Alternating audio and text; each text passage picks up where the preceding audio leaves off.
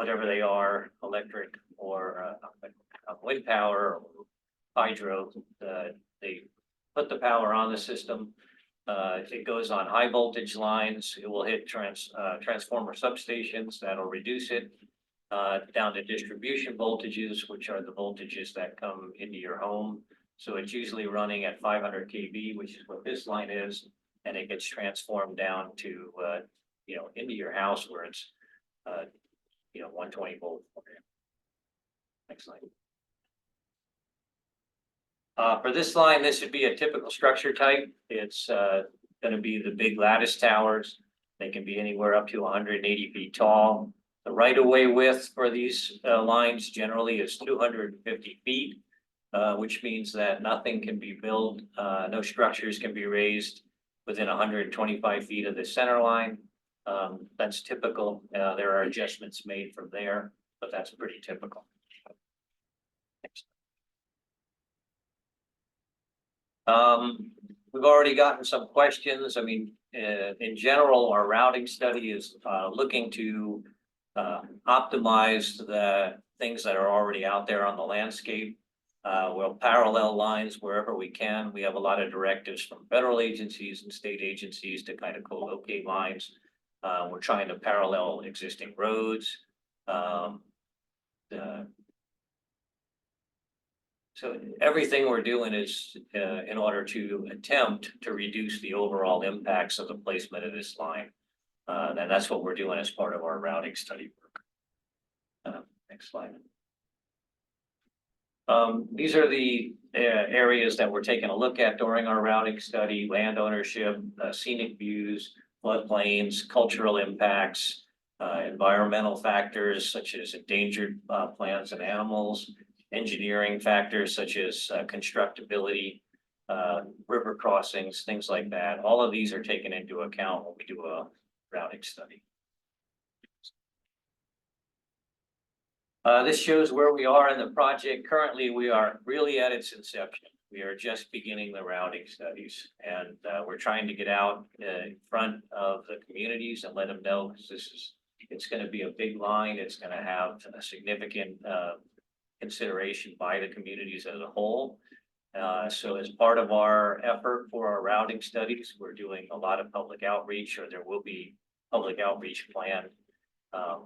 We're trying to include working groups so that we can get public involvement in the routing studies themselves. The desire at the end is to have a route that people are acceptable. I mean, generally, no one wants these lines. They're not, people recognize they're needed, but they're, not the most attractive things in the world. So we're trying to get as much input as we can during these routing studies, and we will in the future in order to help get more buy-in on our locations. Next slide. These are our question: is the CWG Community Working Group? I just see the acronym Yes. on that. Yeah. So that'll be people that are interested in the subject kind of brought in. Yeah, we are reaching out to various community members, facilities that are not facilities, but different groups, environmental and ecological organizations, trying to get them to be members of the routing study group for review. Because if we can get their buy-in in the beginning, we're more likely to be able to cite a route that's palatable to them. And this is your opportunity today, coming to counties and saying, okay, this is what we're thinking, so let's get some folks at the table. Yeah. Well, yeah, just to let you know, because when we start doing outreach, people are probably going to reach out to you and say, hey, do you guys know this is coming? I'm for it, I'm opposed. So we wanted to make sure you're made aware of before we start reaching out to the public. These are our evaluation factors. They're pretty much the same for any line. Doesn't matter the voltage or the length. We're looking for public input, environmental requirements, engineering, capability of construction, economics, and regulatory compliance. Again, these are all things that have to be considered. These are our public outreach and engagement tools. Fact sheets that go out, frequently asked questions will be on websites or sent out in mailers. Briefings, meetings with the community working groups, public hearings, mailings to potentially impacted parties when the line routes are more refined, and even call-in lines. Next slide.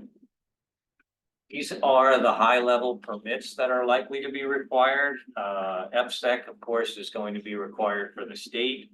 We're likely to impact federal lands, so we'll need some level of NEPA analysis. At some point, we'll have to go to the PUC and get a certification of public necessity. And there will, of course, be many local permits that are likely required, county and state, or county and city.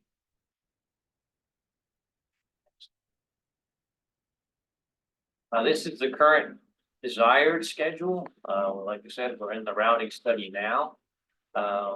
We want to move into permitting in the next few years, and the desire would be to have constructed in 29 with an in-service time frame of 2032. That's our current desired plan. Okay, last slide is just, this is the guy to talk to.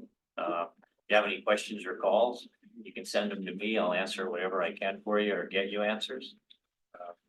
Other than that, if you have any other additional questions, I can answer today. Cindy, did you have anything you wanted to answer? Add on? I'll just reinforce the community working groups. We actually have another consultant working with us, Chris right behind me. Okay. Chris Edmonds, he and his team are working with the communities to identify folks to participate. And we anticipate that we'll have, like John said, a variety of people from diverse backgrounds and diverse interests. There'll be anywhere from 10 to 15, possibly 20 on each group. There'll be a group in the south, in the populated area of the south, Lake County and this county, Lake County and Klamath, yes, thanks. That was 2 weeks ago. And then one up here in the north. And the group will meet at key milestones in the routing study. And we anticipate having the groups convened later this summer, about July, and that's when we'll start. We'll also have public open houses in the study areas so that people can be informed about the project and kept up to date. And the other materials and products that John mentioned on that one slide, we'll keep those up to date so that people can go to that website and see what the progress has been. Thank you. And it's actually approximately only 180 miles then. Currently, yes. The Okay. first half, yes. The first half from Lake County to here. Yes. Is this, you showed us the towers and it's high voltage. Is there any opportunity to go below ground on this, or for high voltage, you don't do that?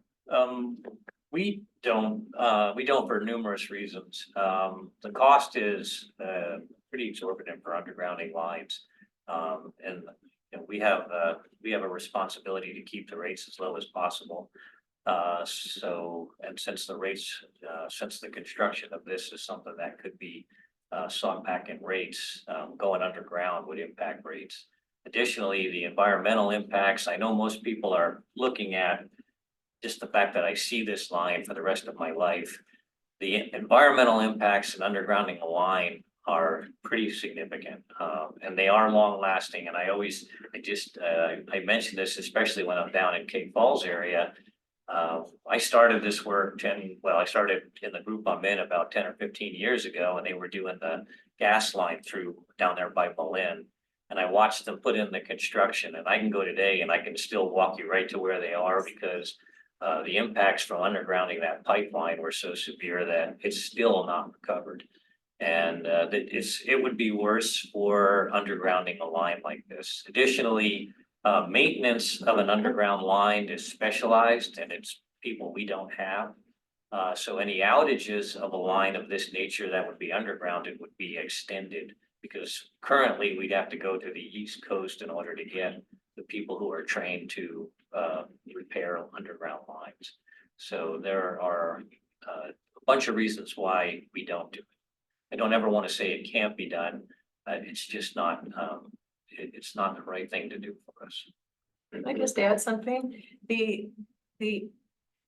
Unlike a distribution line that you can actually bury fairly easily in a trench. This requires extensive excavation because the line has to be within vaults and the vaults have to be big enough for a man to be able to get in to do any maintenance work.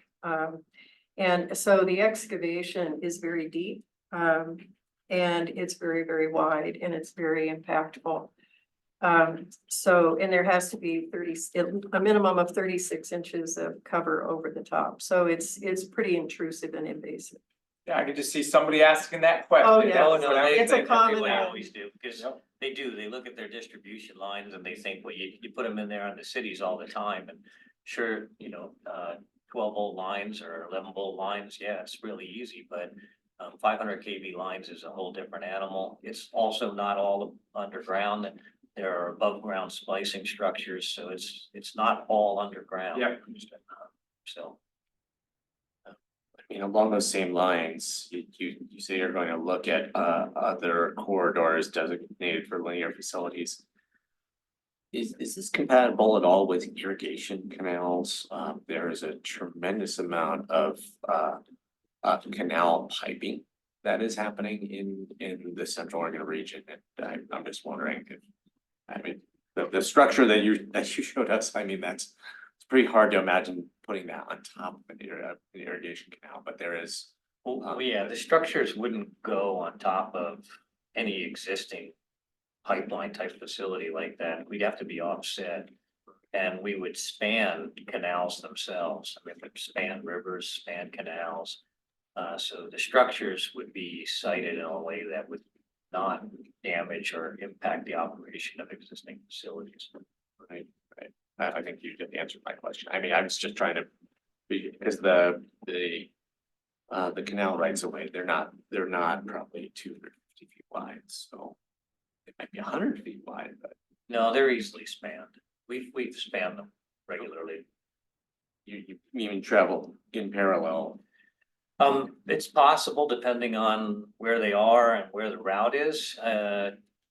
Again, it's hard to answer that specifically without having a specific situation. They can be parallel if it makes sense. They can be crossed if that's required. So, yeah, solutions can be found either way. And then my other question was about, so this, on this environmental and technical analysis slide, you mentioned a whole bunch of factors, kind of features that are going to be considered in this process. Looking at this study area map with that list of features that are going to need consideration. Are there spots on the map that are just jumping out at you right now? Like, oh, that's, dealing with X in this spot would be very, very difficult. Yeah, absolutely. And if so, can you name some of those for us so we get a feel for kind of how you're going to be navigating through this zone? I think the easiest thing to name would be a lot of the tribal areas that are archaeologically significant.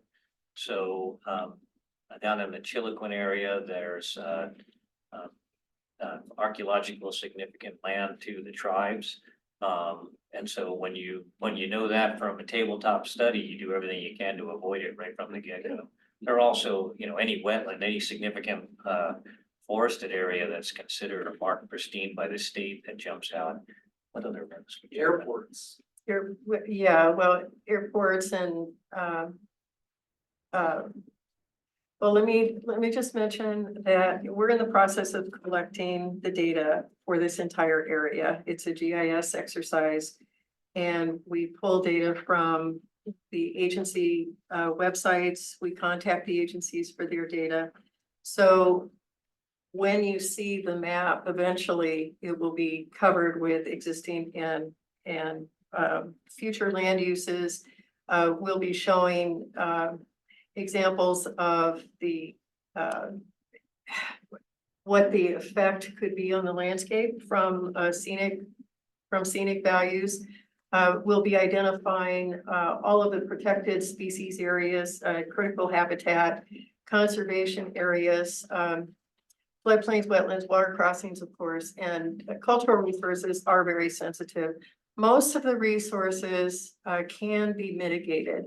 And so what we try to do is identify and have a complete inventory of the uses and environmental resources.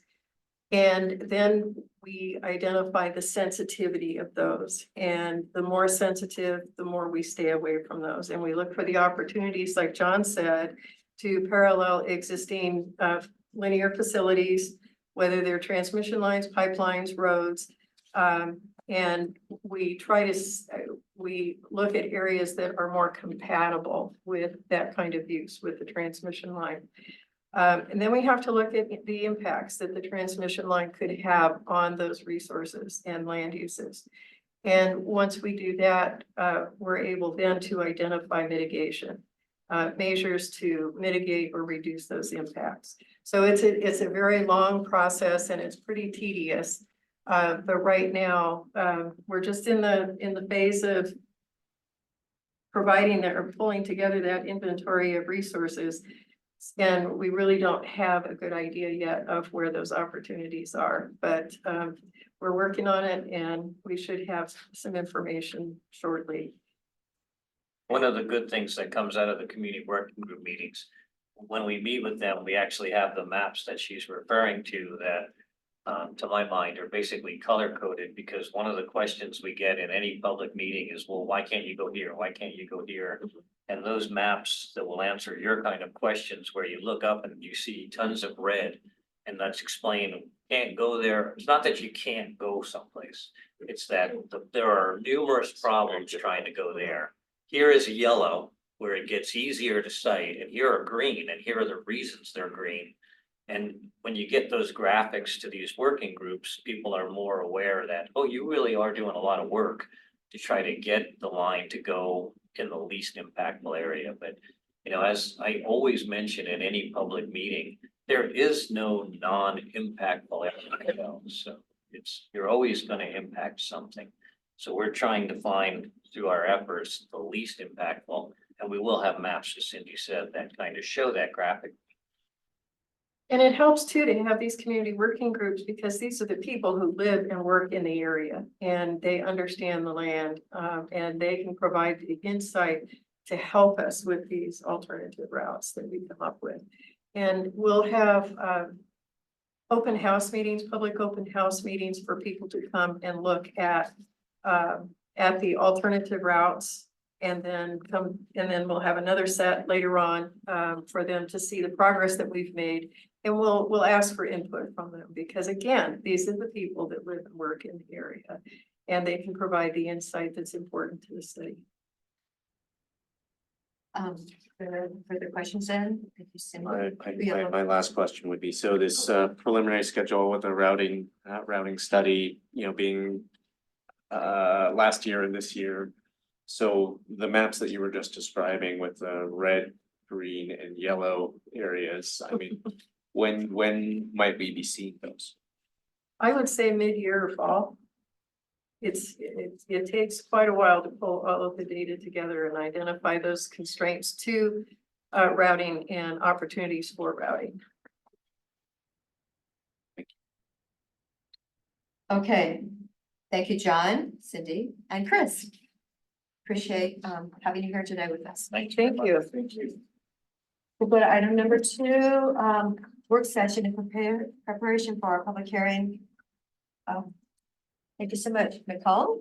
Thank you for closing the door. Always Got try. loud out there.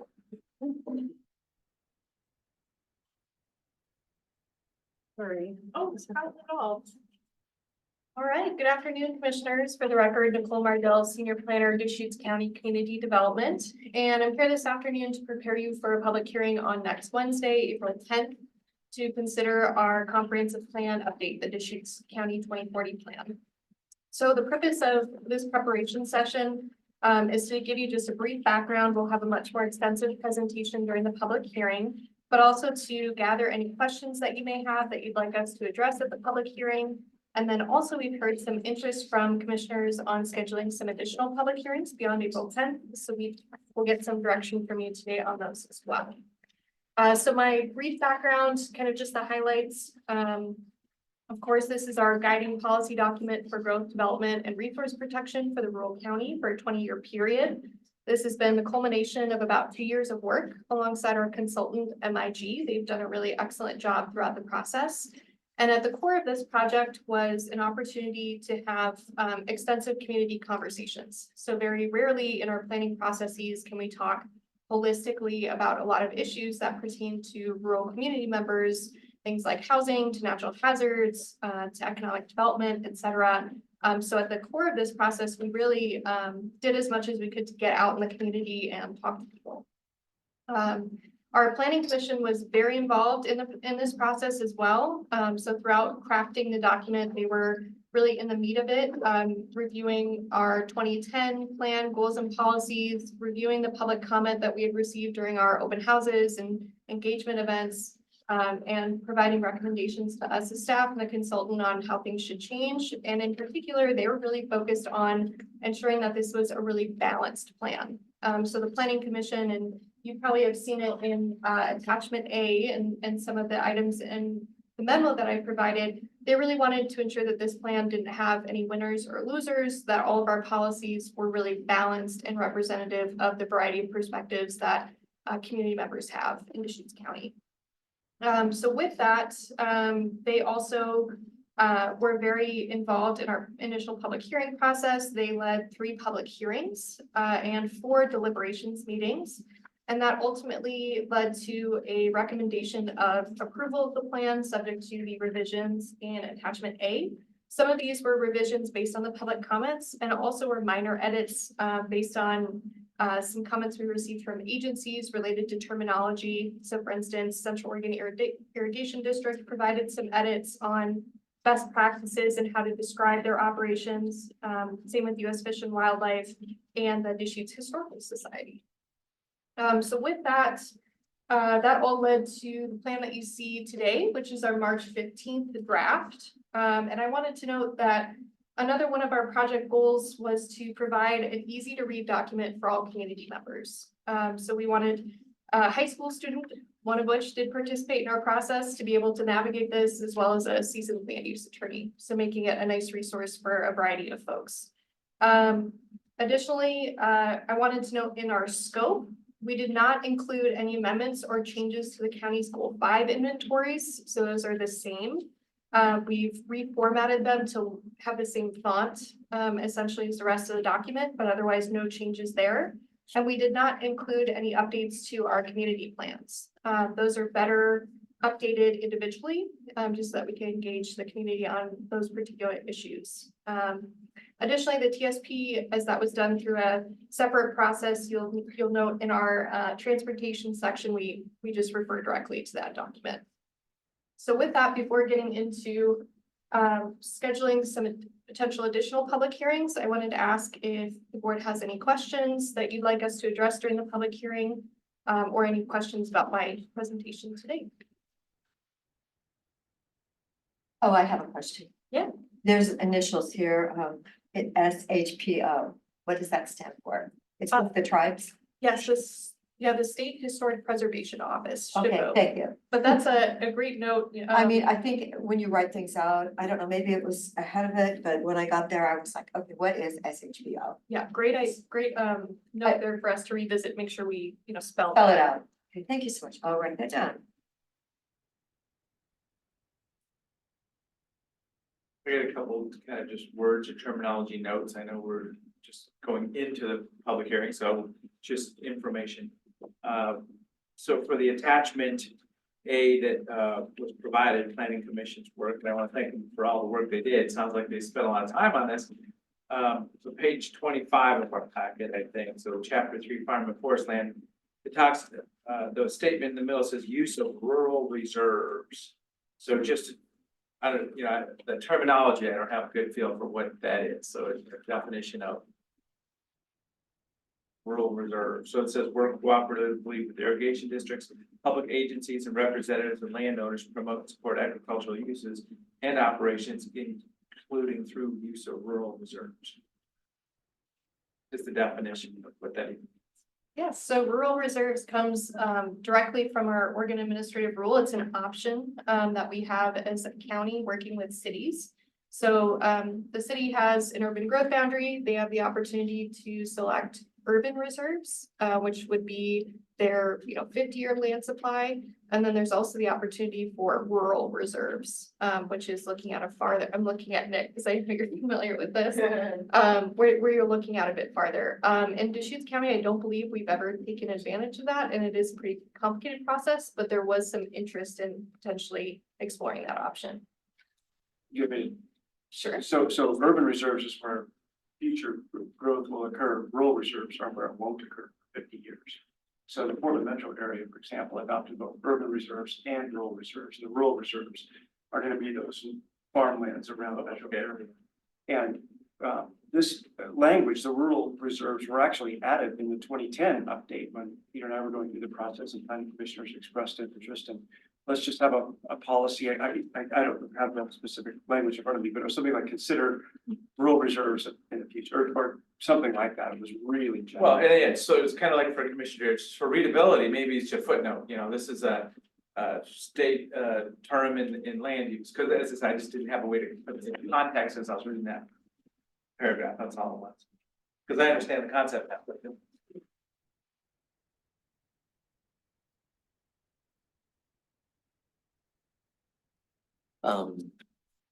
So I just as I was reading through the changes to the draft in the staff memo, there were a couple of things, there were a couple of points where I think that they still, well, even the original draft, these suggested revision to the draft, there's inaccuracies in the way that things are being described. And in some cases, there's kind of too much emphasis on one thing and not enough emphasis on another. I'll give some examples. So one inaccuracy was the description of irrigation water coming from reservoirs. It says the majority of irrigation in Deschutes County comes from reservoirs, when actually the majority of irrigation water rights are for what's called live flow, not for stored water. So that's just kind of, if some of the background is not accurate, then then whatever policy goals flow out of that background may not be appropriate. And an example of like a kind of inaccuracy of emphasis, in chapter 5, there was a discussion about how irrigation, piping of irrigation canals contributes to groundwater level declines. But it's a pretty small part of the overall, the Water Resource Department, the analysis that they did, a decade ago, they said 5/8 of the reason for groundwater declines is climatic. A quarter or 2/8 is too much groundwater withdrawal by various entities, and then 1/8 was canal piping. But this section, when it's talking about groundwater level declines, it only focuses on the canal piping, when too many straws in the ground is basically twice as big a factor in groundwater level decline. So it's kind of a misplaced emphasis in that case. So if you're going to talk about what do we need to do to address groundwater declines, we should be talking about first, well, you can mention that we can't do anything about the climate. And then you can say the next biggest reason for groundwater level declines is groundwater pumping. And then, this canal piping is also a contributing factor, but it's not the big thing to emphasize, for example. So, so I had maybe 6 or 7 of those. And I could share those now, or I could wait until, we could do that at some other point before the hearings. But I'm just trying to understand what the right point in the process is, because this is not supposed to, we're not deliberating it, right? So, what is the right point in the process for me as commissioner to provide that? That's a great question, Commissioner. I might look to Stephanie behind me, but I think, I would assume that at any point you could submit those concerns to staff. And as we mentioned, part of today is understanding what questions you may have so that we can come prepared to the public hearing, potentially with additional information. So I would say unless, Stephanie has any concerns, you could potentially send those to staff. As soon as Is there a today. more time efficient way for me to do that than writing you pages of comments? I think you could also share them at the public hearing. I don't Right. anticipate that the board will enter deliberations on that day. So if you, of course, mention something during the public hearing and direct staff to, provide more information, you could say it verbally, and then we could provide additional written information into the record that way. Or follow up at a subsequent hearing. That works. Right, right. Any questions or concerns or inaccuracies that you have identified? Having that discussion with your fellow board members and then coming up with, an agreed direction to staff, that works. And I forgot to say Stephanie Marshall. You the legal did. Counsel. Did I say that? No, you didn't. I forgot. I know. But Nicole said you were coming up. I know. Stephanie Marshall, Assistant Legal Counsel. All right. Nicole, thank you so much for removing Northern from Fall Legal. I had one fly right over my head. I think it was Saturday. It was unbelievable. I know. They're right there at my house, and at least I haven't eaten my cats yet, so. Well, yeah, so I may have a couple input items just like that, just that it's kind of wordsmithing, and I would lean towards readability, just like that first item I just mentioned. Maybe just a footnote, when you say rural reserves, are referring to the state land use system reference. So readability of the document will be priority, but yeah, there'll be some good policy discussions also. Well, thank you. Any other questions or information, or should we move on to scheduling for additional hearings? I think we may move on. Perfect.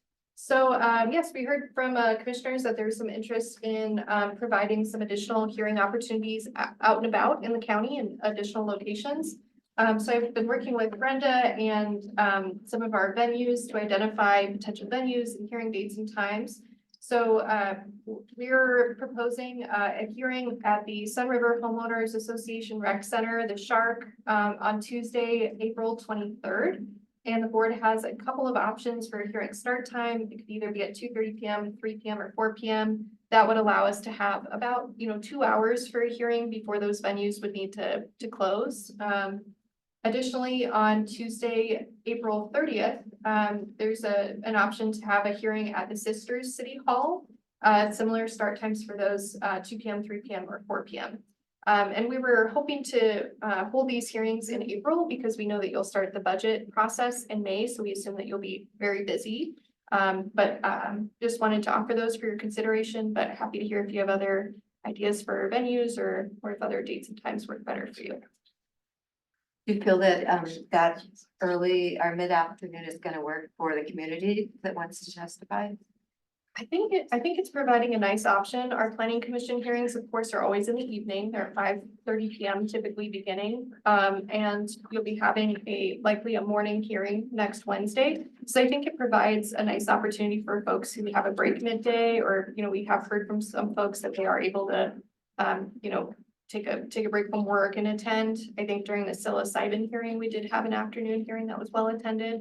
So we think that it would be a fitting option. Thank you, Brenda, for putting the holes on our calendar. That works really well. But yes, yes. Yes. Either way it goes, either the 2:30 start time, or if you want to be consistent, have both of them at 3. In Sisters also, you were saying? Well, yeah, I know I have a commitment for lunch on Tuesday, the 23rd, so 2:30 really works. I couldn't be there any earlier than 2:30. So 3 o'clock sounds good though. Yeah, 3 for both times. Would that be okay? Can I just ask, so if we do a 2:30 or 3 o'clock start time, does that span into evening hours or past 5 hours so that people who can't get to a hearing until after 5 would be able to do that? Or I heard you say 2 hours. Is the assumption that you start at 3, you're gonna be done at 5? Typically, yes, so for each of these venues, for Sister City Hall, they close at 5 p.m. and wouldn't have staff available to us for them to remain open past that time, and with the Shark, they have evening events. So I think with that 3 p.m. start time, we would assume for about 2 hours for those hearings. At the planning commission hearings, we didn't have many people testify in person, or virtually. It was mostly through written comment. So we think that 2 hours, based on some of the attendance we're seeing so far, should be sufficient. But I defer to the board. I also worry that, this comprehensive planning process has been very abstract to people for a long time, but now that it's getting close to landing, maybe people will get more engaged who haven't been really engaged in the past, especially, some of the issues that are being discussed are very top of brain for a lot of people in our community right now.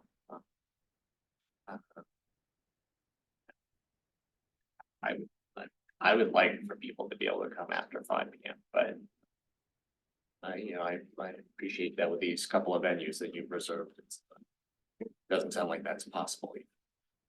So even you put 4 p.m. as options on. That would assume a reduced start time of about an hour, so it would be 4 to 5 p.m. Okay. For the city of Sisters specifically. So I feel like 3 to 5 is, Yes. I mean, would be if the somebody ideal. knows they really want to get there and they know we're gonna be there until 5, they could always leave work at the very end and come over if they wanted to make public testimony. Yes. So So this is legislative, so if somebody has input, they can talk to us, they can send an email, we can get it in the record, we can have a discussion, so this is outreach in the community, but yeah, anybody can talk to us at any time.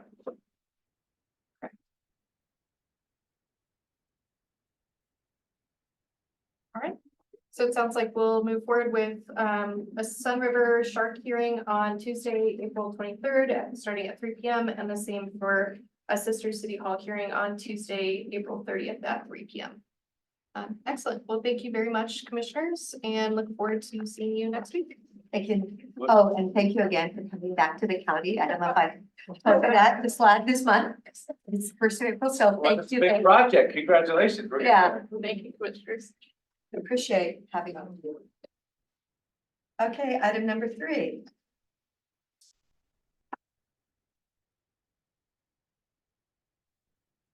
As a visual aid, I'd like to distribute before we get started. if Sure, that's that'd be okay. great.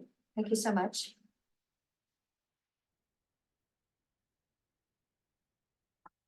Sure, Jane. Thanks. Thank you. That's really that.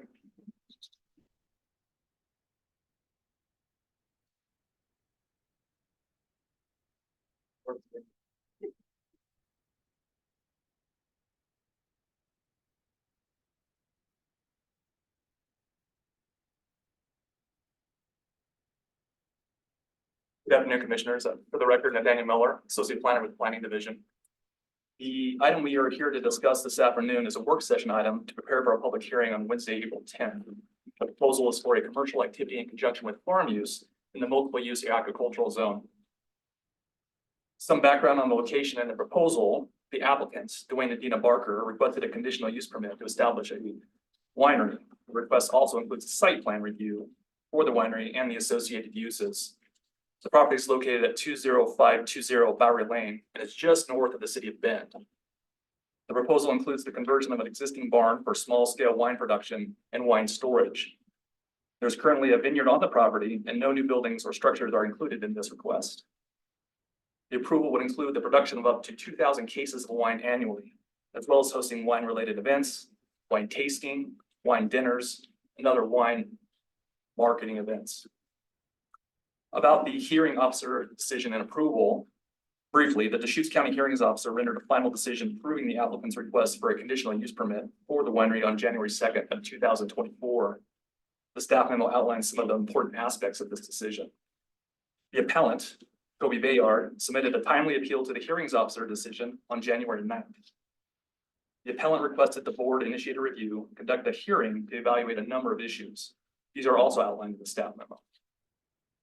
The goal of the work session today is to understand how we can best prepare the board for the hearing and what specific parts of the application the board would like to know more about. As for helping us plan, staff would like to know if there are specific issue areas the board would like to have addressed from staff, the applicant, or the appellant during the public hearing. Staff would also like the board's preference in setting time limits for the applicant and or members of the public providing testimony. And with that, I would like to open it up for questions and or direction from the board. Should we talk about time limits first? Sure, yeah, absolutely. So our standard time limits have been 30 minutes for the applicant, 30 minutes for the appellant, and 3 minutes for public testimony. And then we also allow for a 10-minute rebuttal from the applicant. Rebuttal. Okay, I think we should go with those.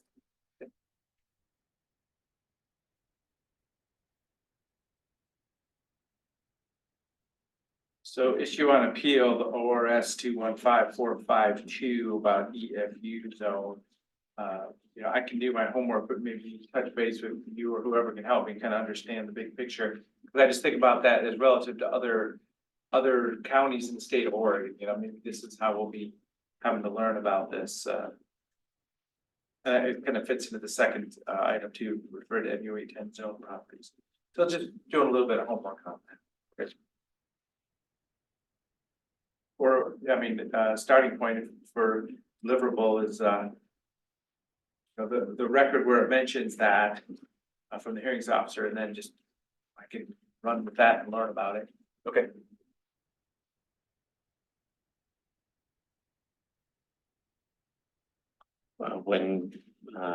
When we had the discussion about whether the board was going to hear this or not, this appeal or not, you know, I expressed interest in the whole Hunnell Road construction situation, and wanting to understand whether, you know, basically what I want to evaluate whether it really is feasible to get people to this winery location from Hunnell Road without going around, you know, like a direct access from Hunnell Road, and I believe that depends to some degree on where Hunnell Road end up going on that very south end, because you know, there was an original vision for where it was going to be configured with the city, and then it sounded like a lot of that was it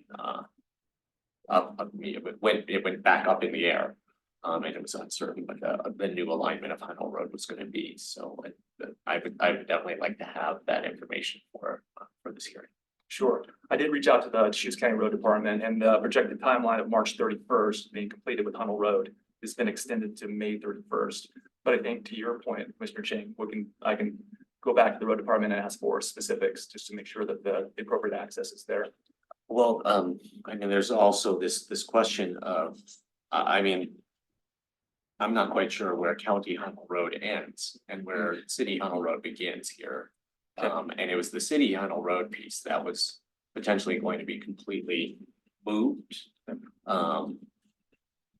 So you know, beyond just knowing what the completion timeline is going to be for the County Hunnell Road project.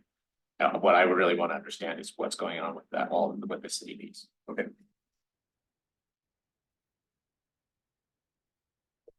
And I did drive on Hunnell Road, it's probably within the city, to the Deschutes Memorial Gardens on Friday afternoon. And there was not one homeless RV on that road. Cause like 2 years ago, I tried to go down that way and it was just on both sides of the road. So it was, yeah, I'm sure that's within the city, but there were no homeless people. So I'm sure that those motels and businesses that operate there really appreciate the return to less traumatic times.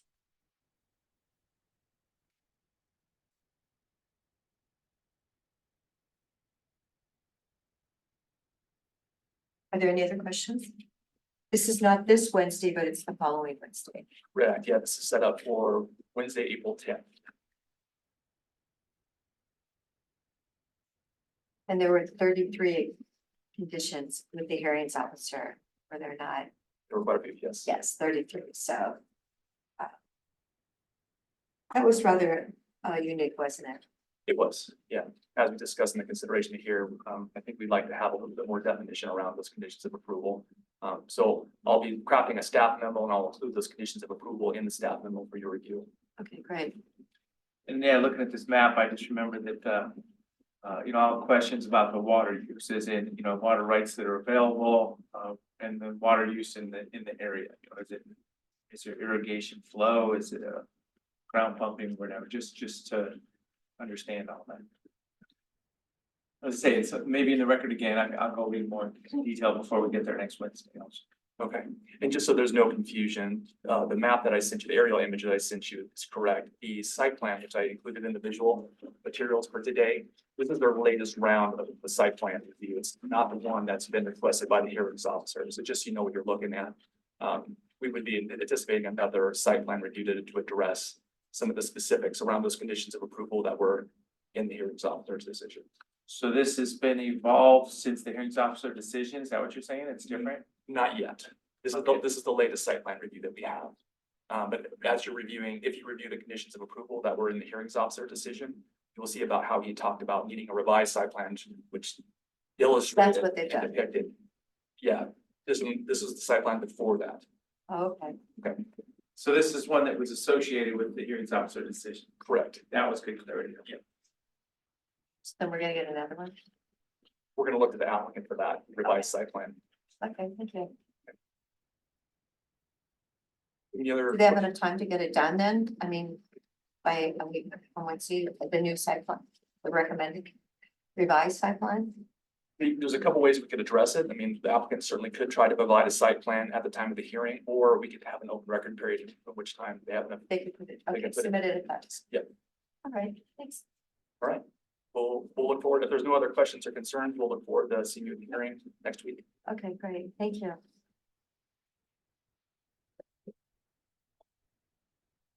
Okay, we're at item number 4, Caldera Springs.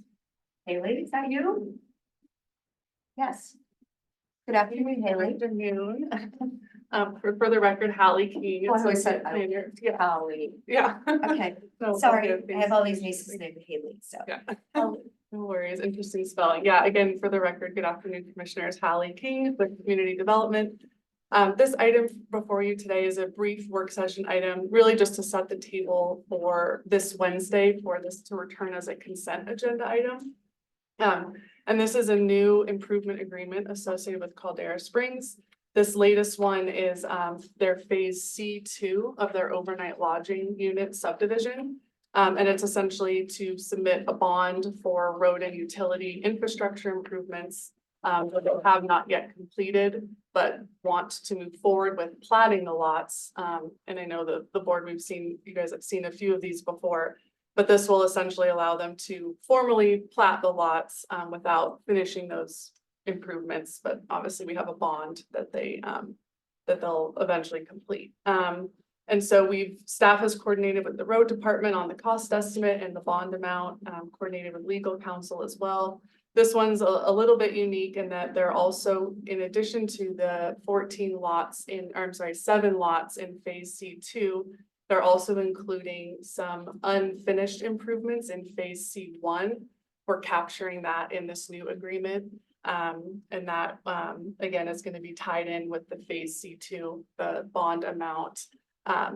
Is reflective of those additional remaining improvements that they have to build.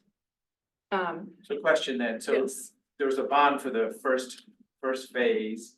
Are we saying goodbye to one bond and then capturing everything in one product, one? Essentially, yes, yeah, so we'll obviously proceeding with signatures on this, then we'll go back to phase C1, make an amendment of that one, because they've completed about 80% of that. But we're bringing in what they haven't in this new bond amount, yeah, so that's captured. Yeah, and so again, this is a consent item for this Wednesday, but just wanted to set the table, answer any questions at the outset. Question about the logic of moving that unfinished item to a new bond. I mean, wouldn't the previous bond just stand on its own, or they want to be able to reduce the size of it or something? They want to essentially have us release the bond, they'll submit the warranty, because once they finish those improvements, they have to provide the 1-year warranty on those improvements. So essentially, they want to just warranty what's been completed, but still, if So it a makes- portion's It unaccounted makes it for. smaller, what needs to be bonded, maybe, Yes, yeah, exactly. just trying to understand. Yeah, no, it's The a little concept bit of it, unique. yeah. We're gonna be coordinated with legal counsel. We think this is a good way to make sure we're capturing those uncompleted improvements.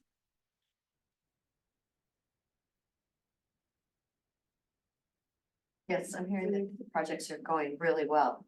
Yeah, there seem to, be pulling building permits. It sounds like they're phase D. They're anticipating that for the year 2025. That's what they've let us know for tentative subdivision review. Okay, 25. 2025, yeah. Okay, Yeah, okay. they have a few more, I think, lots to build out, but yeah. Well, we're in 24 now, so that's not very far away.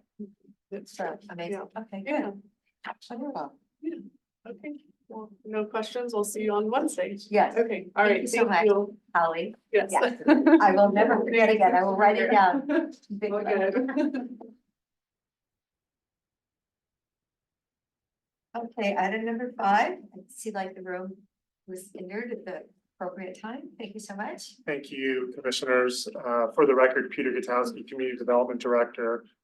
And I'm joined with Sherry Pinner, our management analyst, who will eventually get her screen up to share an overview of our 3 concepts or proposals.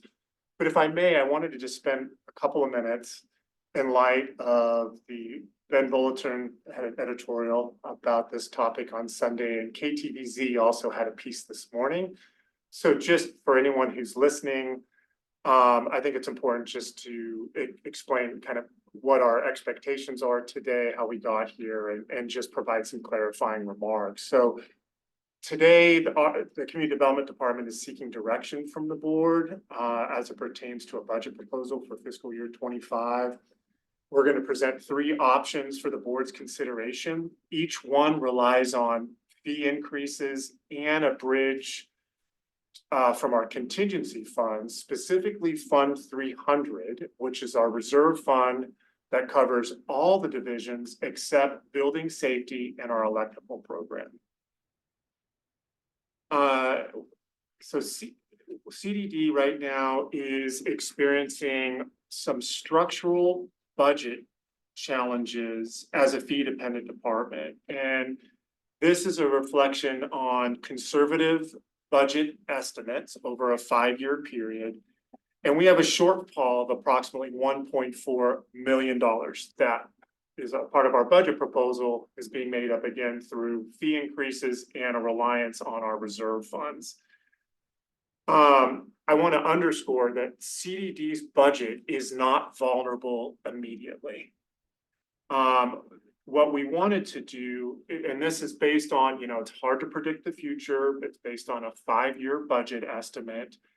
But what we wanted to begin the conversation with the board, to get the board to begin thinking about is the level of services that you're expecting from the Community Development Department and our ability to pay for them. And in 5 to 6, 6 to 8 year horizon, based on our budget projection and the reliance on our reserve funds, we won't be able to make that bridge, all things being equal. We won't be able to cover the $1.4 million structural gap. And so to respond specifically to KTVZ's coverage this morning, I want to emphasize that the Community Development Department is not proposing layoffs today. The 8 positions that we are proposing to remove for fiscal year 2025 are 8 unfunded positions. So again, we're not proposing any layoffs and Unfunded, unfilled? unfilled, I may have said unfunded, unfilled, sorry. Unfilled positions. Thank you for that clarification. So these are unfilled positions that we want to eliminate, and it just reflects our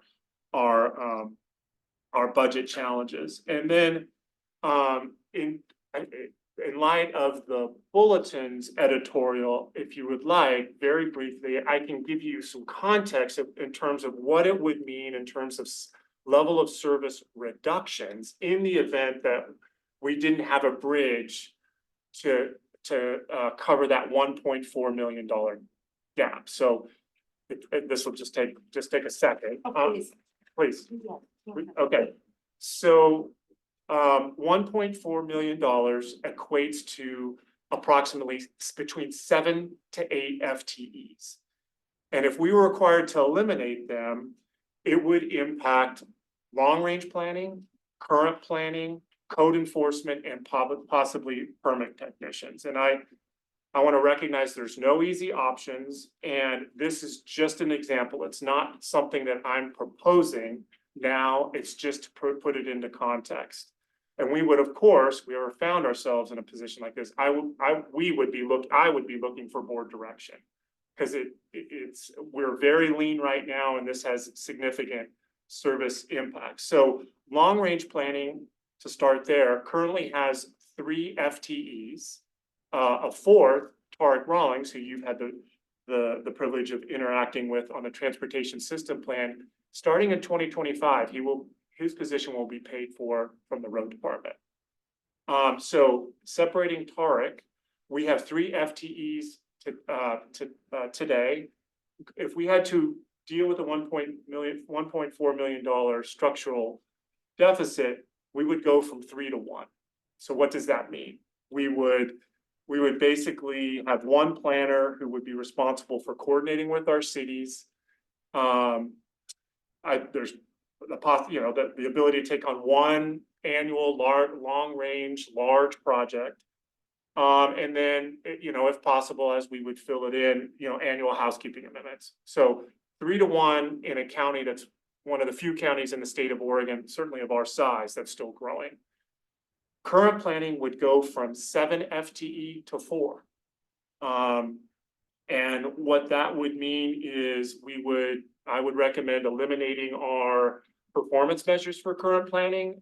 As you know, we're obligated under state law to issue land use decisions within 150 days. We would be meeting that 150th day deadline. We'd be on that end of the spectrum versus our performance measures today are anywhere between 25 and 40 days for those applications that don't require going to a hearing.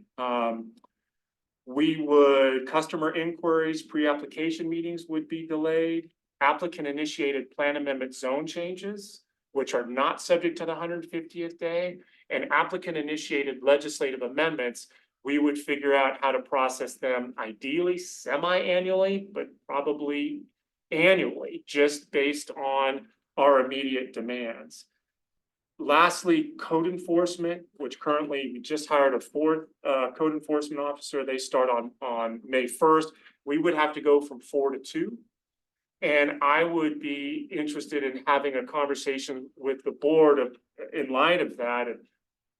Do we have a meaningful conversation about returning solid waste enforcement, which we have a contract under solid waste, giving that program or those responsibilities back to solid waste so that the 2 code enforcement officers could focus in on building land use on-site related violations. Now, invariably, when you have those types of violations, solid waste regularly becomes a violation as well, but I would be looking for guidance there. So again, that's 7 FTEs right there. 1.4 million is between 7 and 8. So if we had to add another FTE, it would potentially impact our lobby, our permit technicians. Right now we have 4 permit technicians. We're in a position to have 5 starting in April 15th. And I know how sensitive the board is about making sure our hours we're open, we're available. I worry about impacts to the lobby to the extent that we had to get into 8 FTEs. I just have 2 more comments, and then we can answer your questions, and Sherry can give you what we've proposed. You've heard this from me in the past that our department is responding to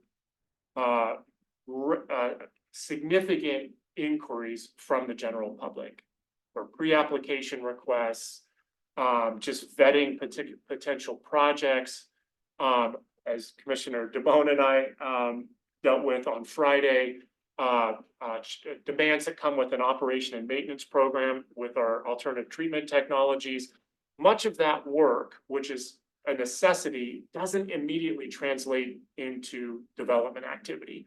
But we have reached a point, in my opinion, where we are so involved, so invested in community development that this level of customer service is essential so that the public can make informed decisions. We can stay on top of responsibilities, as I mentioned, for example, with alternative treatment systems, so we can have pre-apps for opportunities, for example, with rural accessory dwelling units. So I worry about that level of customer service being diminished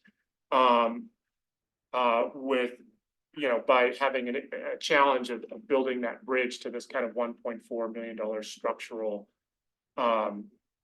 budget challenge that we have. The last thing that I did, and I want to thank the budget officer and their team during our preliminary meetings that we had about 2 weeks ago, is I went ahead and reached out to the other community development departments that align with ours. And so I reached out to Lane County. Lane County matches our department almost precisely. They had 45 FTEs. We right now have 45 FTEs. They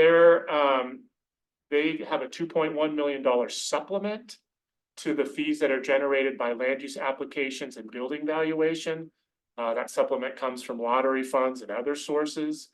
Their land use application fees, just for context, it's not across the board. I've written down some examples if you're interested, but their land use application fees for the regular applications tend to be several hundred, if not a few $1,000s more expensive than ours. Plan amendment zone changes, for example, in Lane County are $3,000 more than what we charge.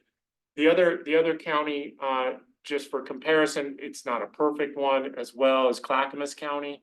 Clackamas County doesn't do long range planning in the metro area.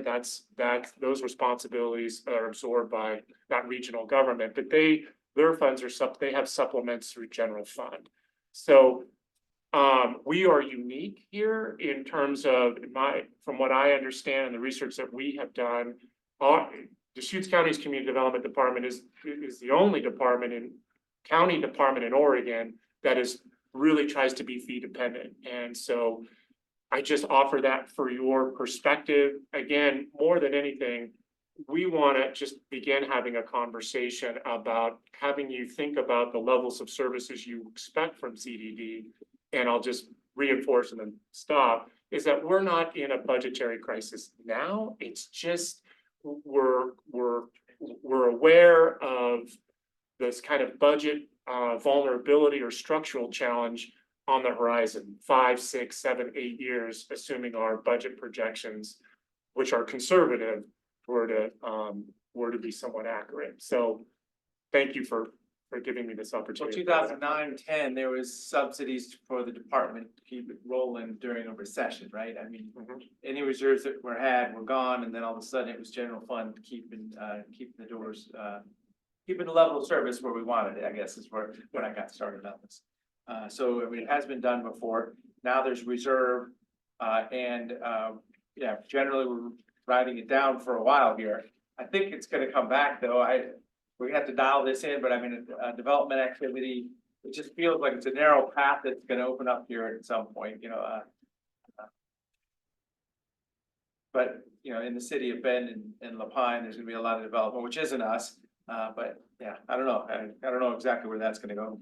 Any communication with the Builders Association on these fee discussions? Because I know that's been part of it in the past, notifying our partners who are out there putting these things together. Yeah, so I did, so what I did is, after our preliminary budget meeting with the budget officer and his team, I immediately reached out and spoke to Morgan Greenwood, who is the government affairs liaison for Central Oregon Builders Association.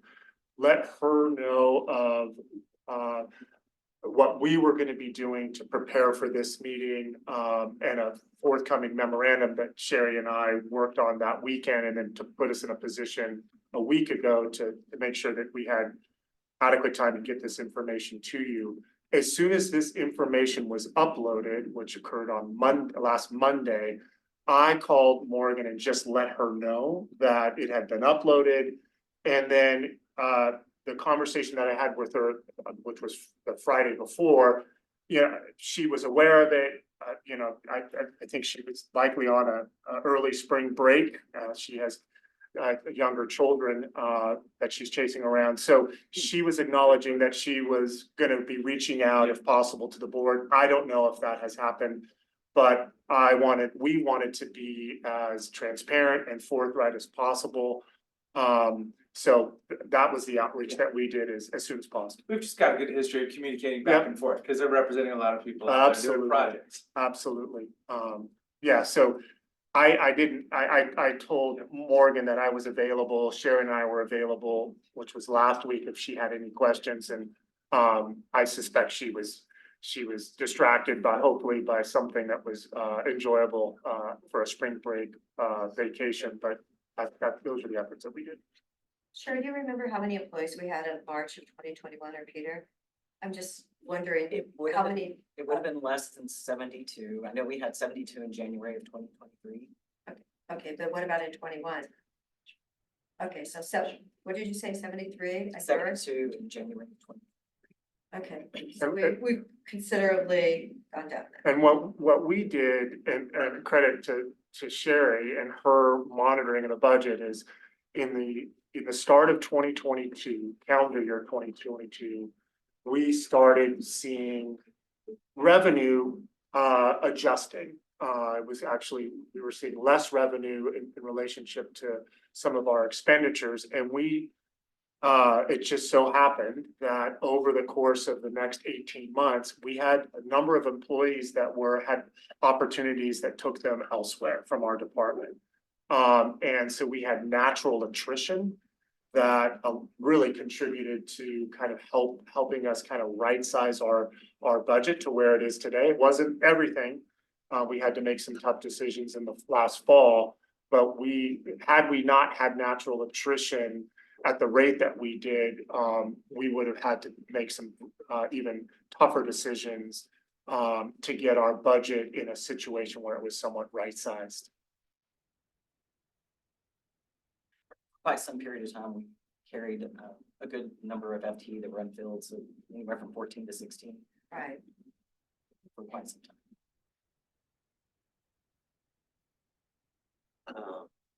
Back in that 2009, 2010 period,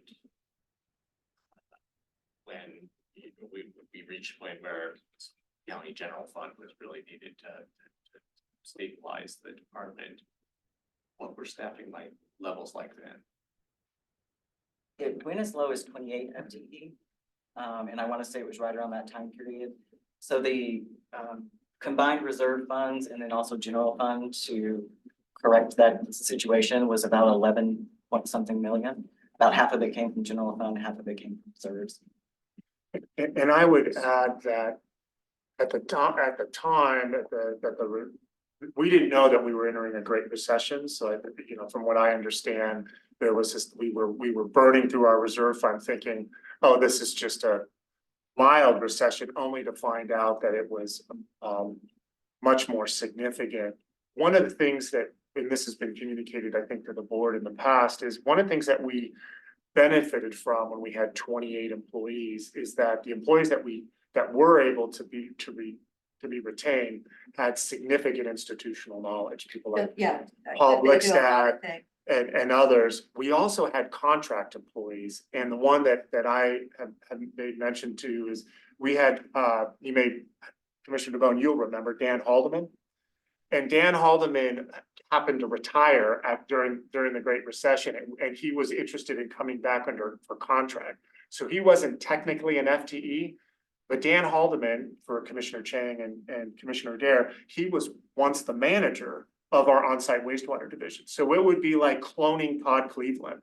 And I say that with some utmost respect, this was someone that knew the division inside and out and could give us the hours that we could afford. And that utility, his productivity was just something that you couldn't replicate. So we brought on some planners over time that were laid off that could come in and assist us. And so that provided a bridge.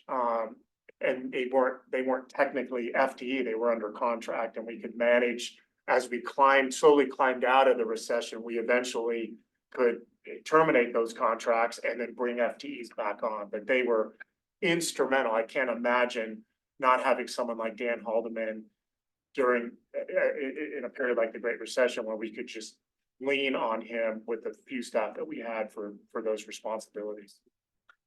What comes to mind is kind of the next 12 months to, you know, if interest rates change, or if building material costs go down, or at least if things stabilize, people feel more confident to build, it'd be a whole different conversation. And it might be that way next year, but we don't know.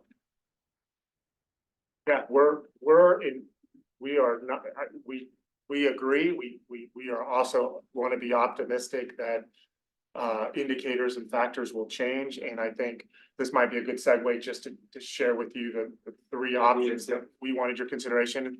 And they have a different burn rate through the reserve fund. So we're totally, whatever option or direction you want to provide us, again, we're in a good position now to the staff that are listening to us. And I know that there are a few. We want to reinforce that we are committed to the levels of service that we're providing today.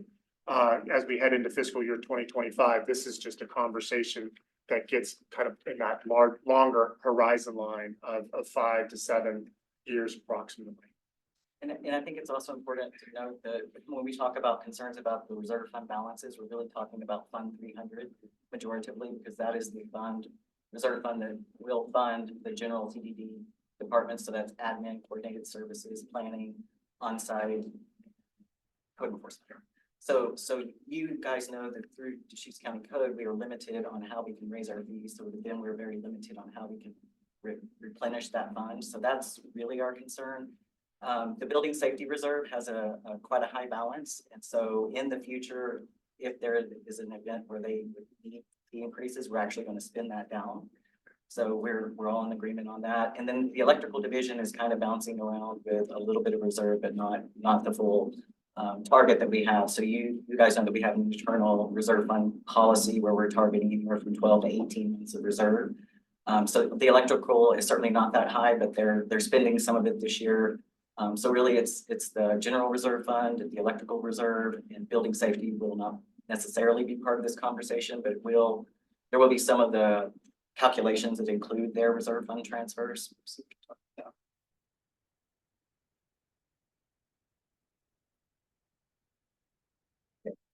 So just kind of, I thought it would be helpful to go over kind of a summary of where we are today. So this is the current year, fiscal year 24. We experienced anywhere from 1% to 30% decreasing volumes. We really are completing our second year of decreases, and we have started seeing a slight increase, a trend. So I'm hopeful about that. Our revenue projections are 2.3 million less than we had anticipated. To offset that, we reduced our expenditures by 1.7 million, largely unfilled FTE. We certainly did have 4 layoffs last fall, and they are included in that calculation. Last year, when we met to get direction, we landed on building safety supplemental permits. It's a 4% increase, electrical 15%, code enforcement 0.02 10,000ths of a percentage on the building valuation calculation. Public information and advanced planning were 5 10,000ths of a percent. Land use applications were 15 and on-site were 20. This year so far, we have spent 322,000 of our fund balance, and we've utilized 100 and almost about 200,000 of reserve fund 300. And we'll see how the year plays out. So just a visual of our permitting volume decreases. Now this is historical. Back to fiscal year 15, we have trended for quite some time now, around the 2014, 15, 2016 permitting volumes. That trend is still continuing. So we will see how that goes.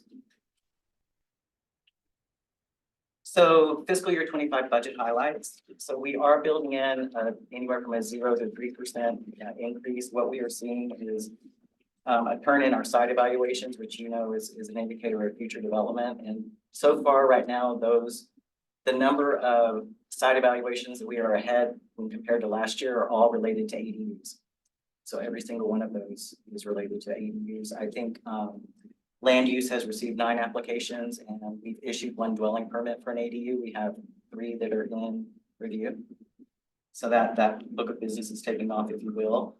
And this is also interesting. The International Code Council, which you guys know, sets the building cost per square foot annually. And we're experiencing a 1% decrease effective April 1st. So it's a little bit of a hit, but not terrible. And our strategies to balance on all 3 options are going to include a combination of fee increases, reserve fund transfers, general fund request for hearings officer services, and transient room tax request for work in our coordinated services and our code enforcement divisions on transient room tax applications. And then, of course, I mentioned the general fund for hearings officer services.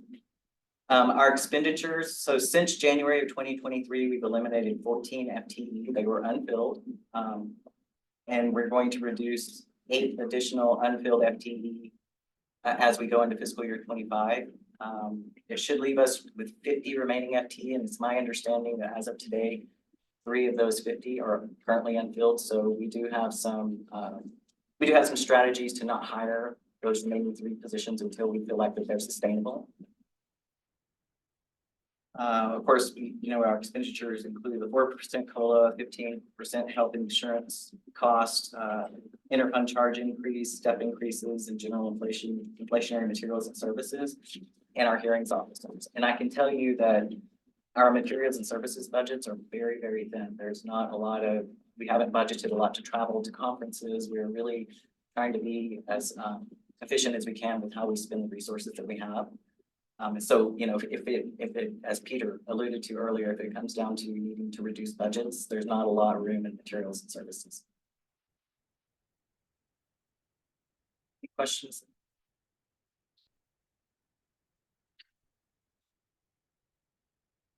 All right, so.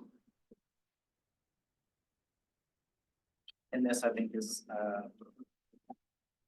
kind of a summary of what we just did. So, I'm gonna go ahead and move to budget option number 1. So this is actually budget option number 1, and I apologize for not catching that. So if we wanted to balance our budget without any vacancy, FTE removal, or any other support through reserves, this would be budget option number 1, which would generate an estimated 1.4 million. So it would include a code compliance increase of 0.7%. Building safety, as I mentioned earlier, would be 0. Electrical would be a 25% increase on applications. On-site wastewater is 14. Current planning applications would be 18. Public information counter would be 0.9% increase. And advanced planning would be 12 10,000. So that would then give us 50 FTE. We'd be able to continue with our succession planning. We, still are kind of in the process of having staff turnover and staff trainings. Our complex applications that are coming in. We certainly have a lot of non-fee generating work that we do. And then in order to balance, this would be budget option. I'm sorry, this is not very well thought out. Would increase 1.08 million. I just went over those particular fee increases. The reserve transfer would still be about $104,000. Much of that would be for building safety, so a spend down of reserve 301. And then I think, when we get to the bottom line, this budget option number 1, which would generate the most revenue and fees, would be about a 13.6% increase to a dwelling permit.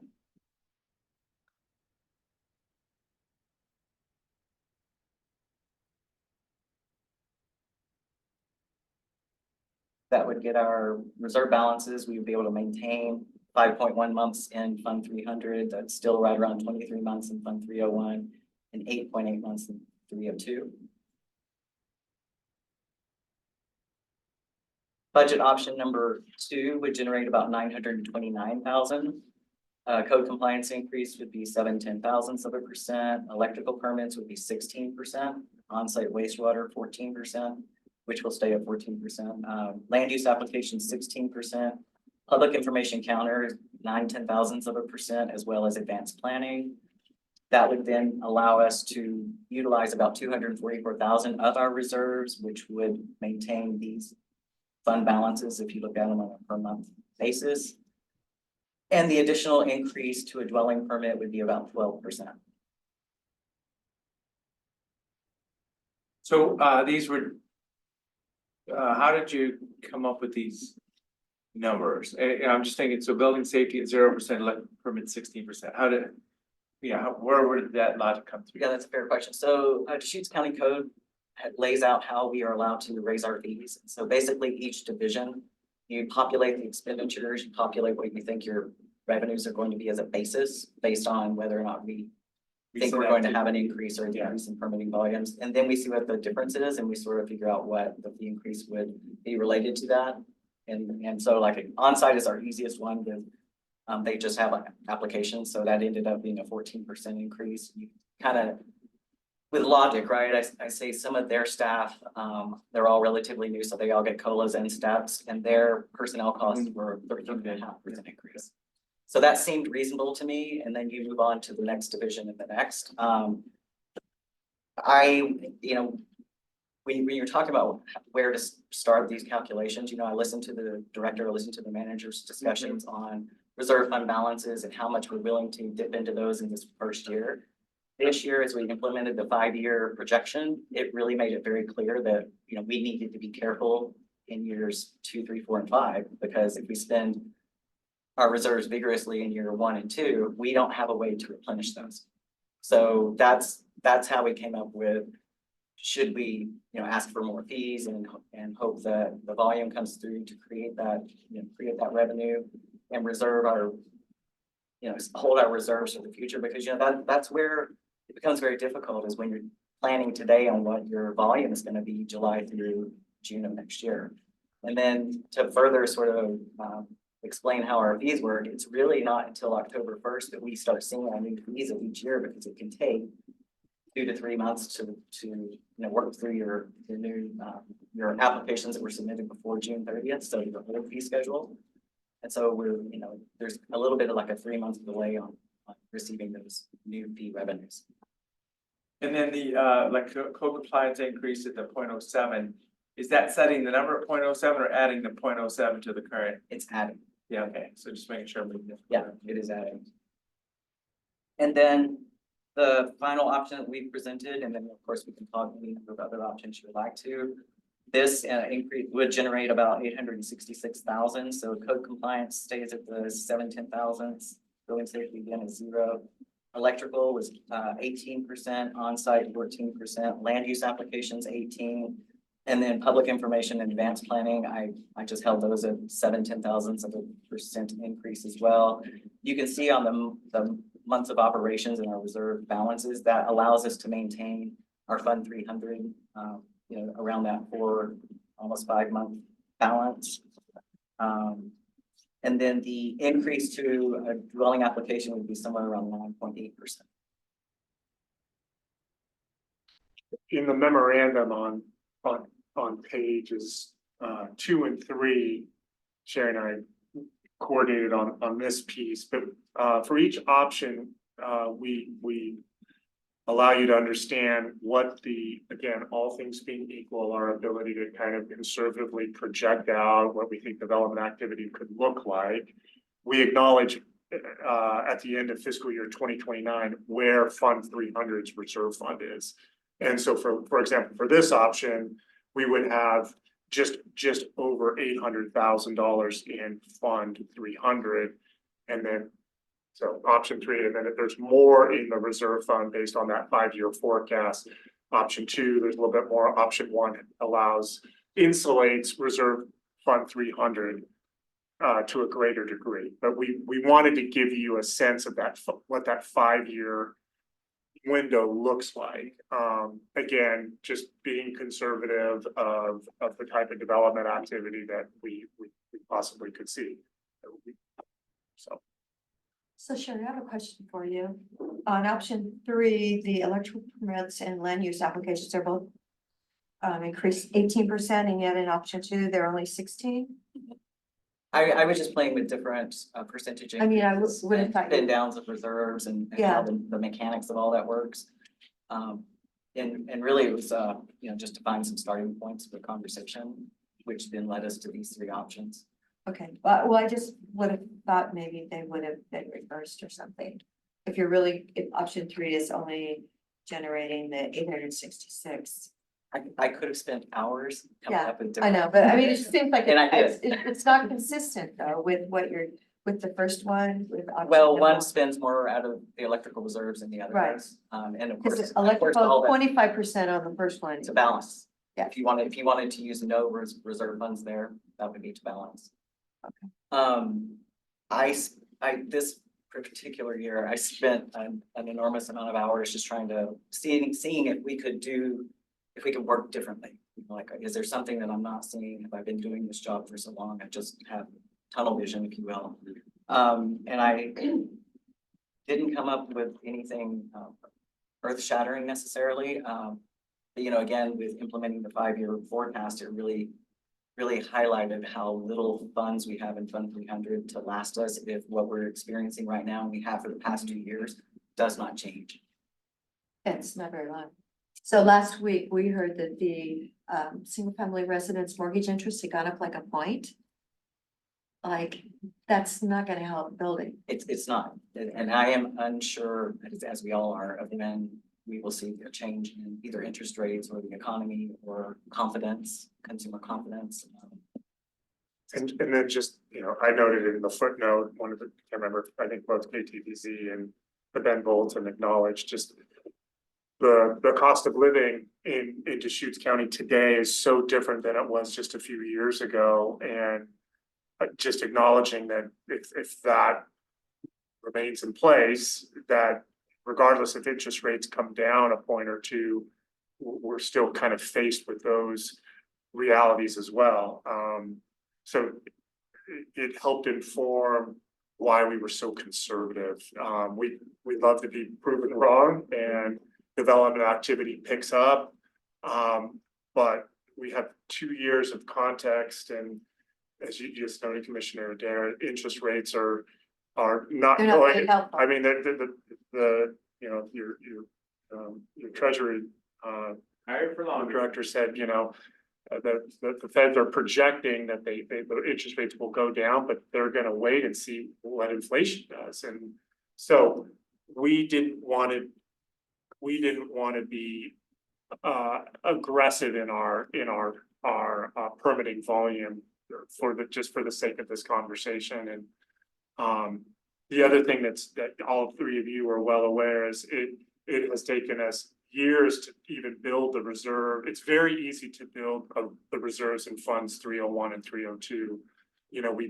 We match our revenues with expenditure. In years past, when growth was higher than forecasted, revenue coming from building, that's under state law, goes right into funds 301, 302, which is why they have a Fund 301 has a 23.5-month reserve. For the other divisions and the fees that the activity that exceeded our forecast, you just don't see that large of an amount, which is why our reserve fund is at approximately 5 months. So, at some point, we need to be thinking about having a reserve, maintaining reserves, but right now we're just mindful of the burn rate over a 5-year forecast. And as Sherry noted, and it's worth reiterating, our internal policy is to try to have reserves set at between 12 and 18 months, averaging kind of 15 months. And Fund 300 is obviously has some vulnerability to it over the course of several years if nothing changes. Well, it's fascinating if you look at your graph on our page 310. We're really, even considering the growth of the region, the county, so many things are just way down. Looking back at 15, it would be fascinating if you could go back to what, 6, 7, whenever. You know, I know in 6, it was really booming, 2006, I believe that, and then it started going the other way. So, Yeah, I know in 2016, we had 36 FTE, 2015 was 34, and 2014 was 30. So I think during that Great Recession time period, we were definitely around that 28. And then, of course, climbing out of 2016, 17, 18, really started hiring. And then we landed at 72 FTE at January of 2023. And many of those were unfilled at that time. And we, as you will recall, even when we were coming out of the Great Recession, I mean, representing a division at that time as planning manager, we were always really cautious. Are we really seeing demands? Are we, okay, we'll add, we were always reacting. And so and that's, I think, appropriate when you're a fee dependent department. So we were always kind of waiting, looking around. Okay, the indicators, the revenue, the demands on staff, we would add +1 across divisions, and we're in a totally different cycle now. And another experience we're having in, for example, current planning is their land use applications are definitely still at a deficit position, but the applications that we are receiving, they're kind of our easier applications, they're our lower fees.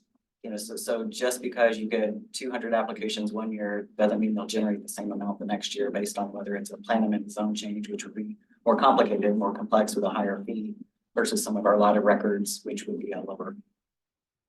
well, I could say at least someone is building a beautifully gorgeous house like 2 miles from mine. Oh, good. Yes, so, And that is it's important acknowledging that when we were in the midst of the Great Recession and the general fund was providing life support, we weren't seeing hardly any development activity. That's Right. not true today, right? We're seeing, activity at a 2016 level. So, we had a coordination meeting with our coordinated services team, and they had, what did they say? They got 115 applications. Yeah. So I mean, But that includes the supplementals. right. But so the point is there's activity today. We're not and for anyone listening at home, we're not at all communicating that development has slowed to a trickle. It's just the trends that we are so accustomed to, if you exclude the Great Recession, for decades, we were always seeing tremendous development activity that exceeded more often than not, that exceeded our budget estimates. And for the last 2 years, it's come in below. Yeah. And we had so much activity during the pandemic, and then there was fiscal year 21 where we didn't get these any of our divisions because of the volume we experienced in 2020. So we sort of play this game of try to make some projections, and hopefully they're somewhat accurate, but it's hard to tell. Certainly, if you have a year where you under projected your volume, you forego fee increases next year, and so hopefully it balances out over time. well, I know that when I met with Nick today, we were looking at possibly some different options in order to supplement your program, I believe. So do you need a decision from us today? It says what direction? Well, the direction, I would request direction just so that we don't hold up the budget team from preparing all of their budget documents, because I have not submitted a budget. And the info we give right now will play into the fee schedule, which will then help to drive the budget development. One more question about staffing levels over time. Code compliance, code enforcement activity. I mean, how does that vary through these different periods of more and less new development activity? I mean, during the Great Recession, I'm guessing that there were people that say like, oh, everything's fine, no code complaints in my neighborhood. Or did that slow down significantly as well? I would say, Amanda, you were closer to I am. I mean, we had at one point, I think, one code enforcement officer, right, John Griley? 1.5 historically, until maybe 2015-ish. Code complaints would trend with the real estate market as it would increase, so too would people filing complaints. And then as the economy went down during the Great Recession, we just didn't get as many complaints. I think we all know that the residents of Deschutes County have fundamentally changed over the past decade. People are engaging a lot more, be it appeals for a land use or a code complaint. Or whatever the case may be, people are just much more engaged all the time. Well, just an investment of cost. Yeah. It's a lot of money I'm buying for house floors.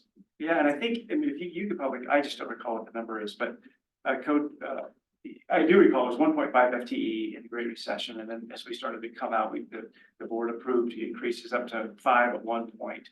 But you could probably look at, and you're gonna know the numbers better than I do, is that 150 cases per code enforcement. Technician, specialist, I can't remember ballpark what it is, but you can almost just look at the numbers and see how many cases on average they would have at various times. It's always trended about that kind of. I think that's true. Today, I mean, we had a presentation on the last week, just getting direction on the recreational vehicle as a dwelling unit, and we had Angie Havanir and her colleague, Dan Smith with code enforcement to talk about the demands that program generates, and she offered some statistics, but each code enforcement specialist has close to 100 there's like, I want to say approximately 160 that haven't been assigned yet, they're triaging inquiries. Just elevate the poignancy of this program, when spring arrives, you start seeing septic system failures, and so we've had several cases where there's a need to address the septic system immediately, the drain fields failed, so I don't think we've ever had more than 5 code enforcement specialists, and I think, there's always going to be more demand, more complaints than the code enforcement officers we have. Of course, we're dealing with in our relationship with solid waste. All of the commissioners received some information on a very successful case concerning abatement. Those are going to become, I think, more common as we figure out which ones rise to that level, and credit to my colleague behind me, Stephanie Marshall, for assisting in those efforts. So everything in our county, and you hear it across departments. I'm not saying anything you don't know. It's just more complicated now. Development requires a lot of collaboration, coordination. It's complicated for the uninitiated, and all of our colleagues have to navigate those demands in a way that allows our customers to make informed decisions. And I dare say it's going to get more complicated rather than less, just as more and more residents invest in this region. And Commissioner DeBonne, you just said it. I mean, it's different when you've invested your life savings in the rural county and you have expectations, and you're more aware than maybe you were when we were. The value of the. When we were more rural, Yeah. it might be less visible. Now, we're filling in. We continue to be one of the fastest growing, if not the fastest growing county based on per capita change of counties of our size. So with that comes higher expectations. So Sherry did a great job laying these 3 options out. There's variables in each one of them, and I can see the kind of sandwiching the concept here. I do support this option 2 as a starting point for the budget this year. And it does talk about, the code compliance, public information counter, advanced planning, at those 0.09 and 0.87 numbers. But we're gonna add something to these electrical on-site and land use application permits either way. So this one definitely looks like the Goldilocks choice or something. Well, and again, it's just a starting point for your budget, your budget hearings, whatever option the board chooses. So we're in no way locking the board or the budget committee to this outcome. It just allows for the budget process to continue. Well, and then when we do have a discussion about how would you subsidize, I remember the concept of advanced planning, you know, if the economy's slowing down, people aren't doing activity, then it's time to really figure out the planning and think of the future. So that, you know, there's ways to pull out the checkbook and say, let's subsidize this or this, you know, different parts.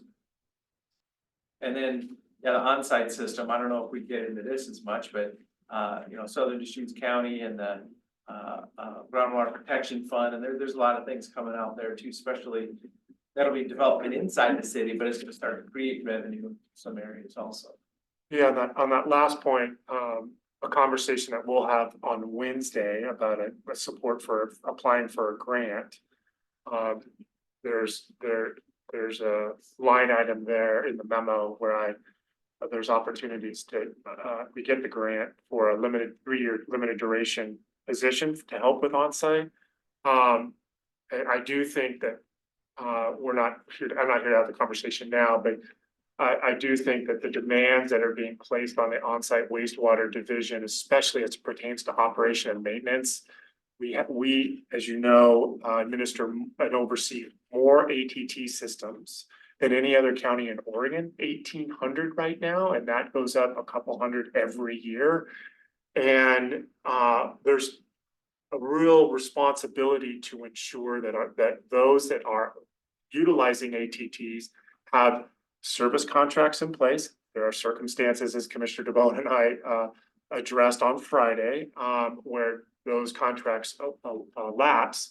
And then just the annual reporting, there's a heightened responsibility to ensure the annual reporting is demonstrating that these ATT systems are functioning. And we've had some challenges with certain service providers, and I think it's going to be a prominent conversation in fiscal year 25 to ensure that this program has the resources and the oversight, because these are huge investments and that carry forward the maintenance that goes along with them. So just planting a seed there, and you know, again, it's a plug for Wednesday's conversation for a potential grant application, but highlighting the ongoing demands that come with ATT systems.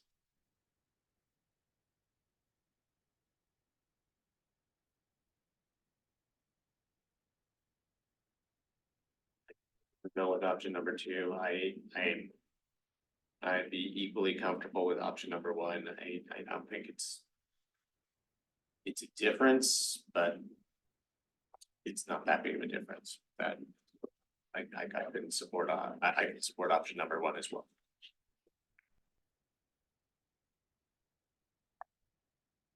Sherry, I'd like to go with option 2, but I'd really like to go with the 18% for electrical and land use. Just if there's any, you know, if that gives them any more, it just seems strange that it's in 3, so I flip it up to that. Okay, so budget option number 2 with electrical and land use of 18%. Yeah. Okay, Yeah, just because to be consistent. perfect, thank you. Thank you very much, commissioners. We appreciate the support and your perspectives and guiding us through this process. So we'll look forward to reconvening in May on this proposal. Thank you. And Sherry, thank you so much for being here Thank you. and your diligence. And Peter, I always say. Oh, this is all Sherry. This is Sherry. This is not. Anyway, thank you, Sherry. I will blame it on Robert. At least he didn't, you know, he didn't say anything. Thank you. So do we have any other items? Yes, Tomorrow is a joint meeting with the city of Redmond, yes. and the calendar says 6 o'clock, but Redmond wanted to start earlier, so it's at 5:30. We'll update it. The agenda says 5:30, but just, Okay, thank you for reminding us, 5:30 in Redmond. then. yes. And then the second thing is, on Wednesday's board meeting, there's an agenda item for Reddy's coming in to talk about enterprise zone. And they're scheduled last on the agenda, and Steve Curley asked if they could be moved up because they have to help get ready for this flag function. Okay, sure. And I'll remind you, Chair. So we're gonna, how early should we move them up to? What looks best? Well, there's the child abuse prevention proclamation at 9:15 or 9:10, so maybe after that, Okay, right. Please remind me. I will. Thank you. Thank you.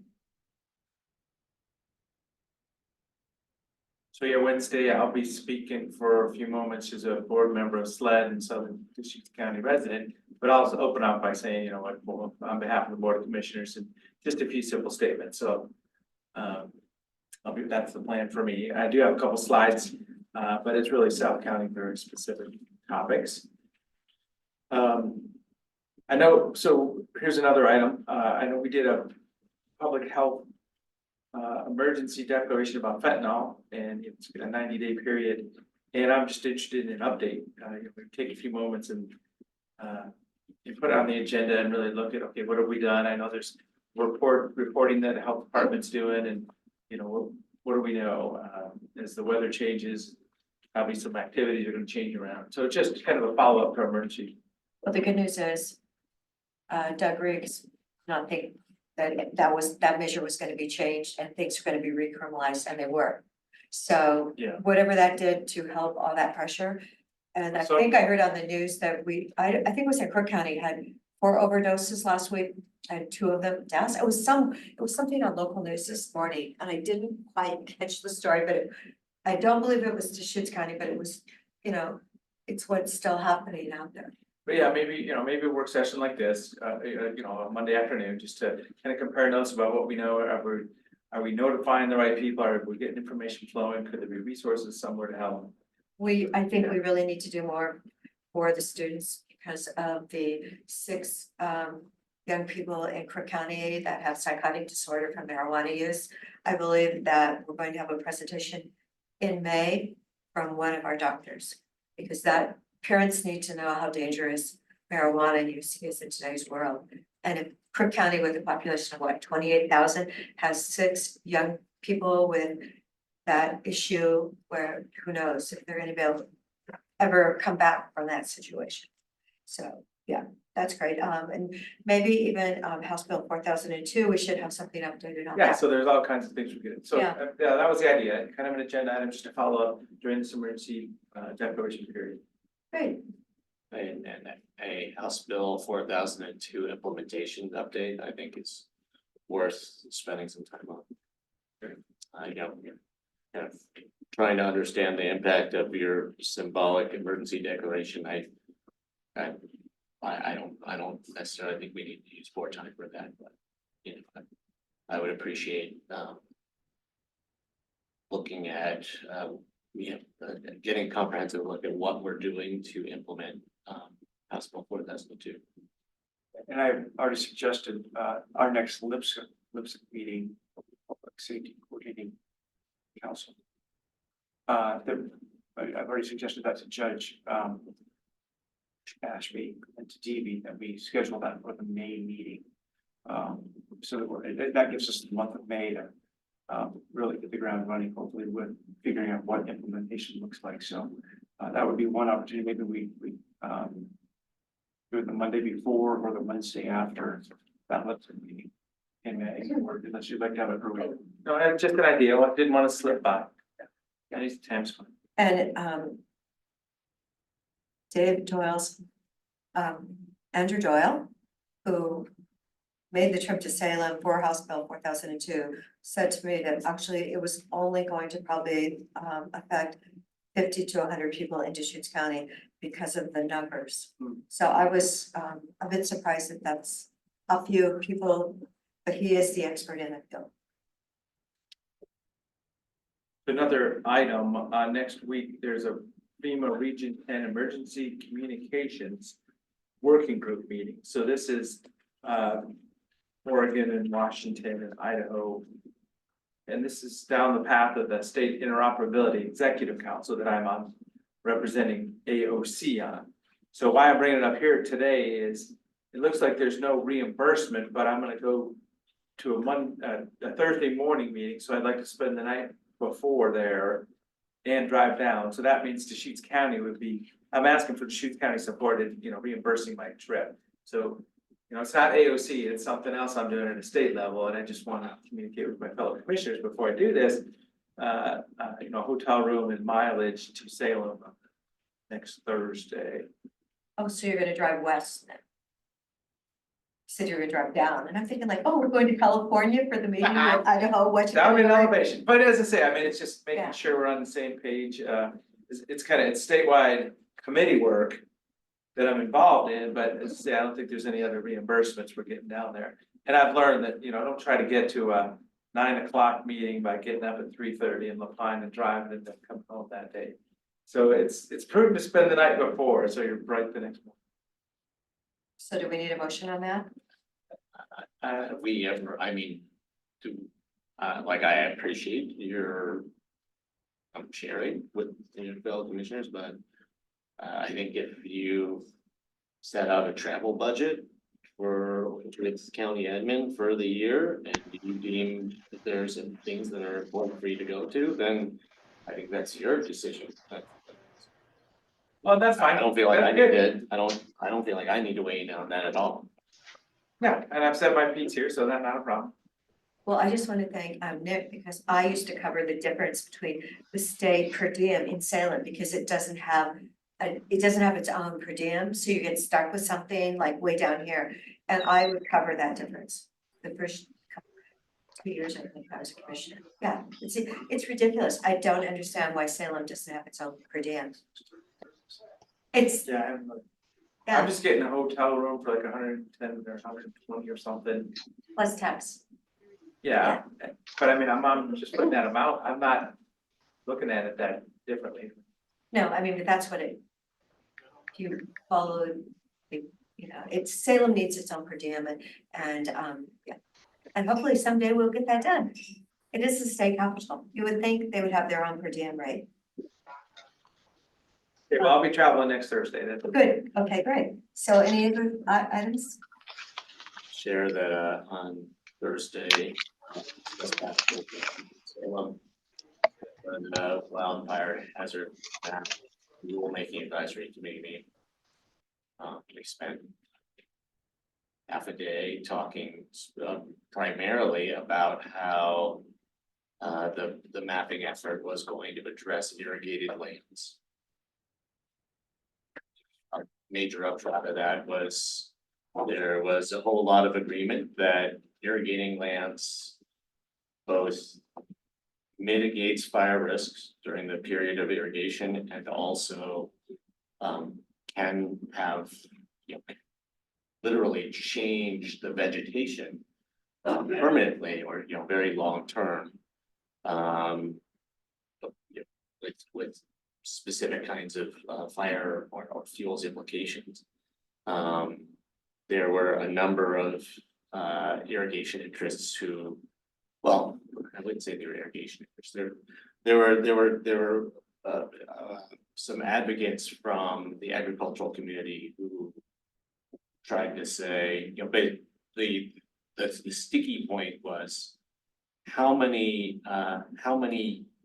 of the recent years do you need to have been irrigating for there to actually have been, mitigating or positive long-term impacts on vegetation from a fire perspective. And there were a number of people who were advocating if someone has irrigated 1 out of 5 years, they should, that provides a huge benefit in terms of wildfire behavior and field behavior. I didn't think that was particularly accurate. So that'll be an ongoing discussion in that rulemaking advisory committee in the next couple of meetings.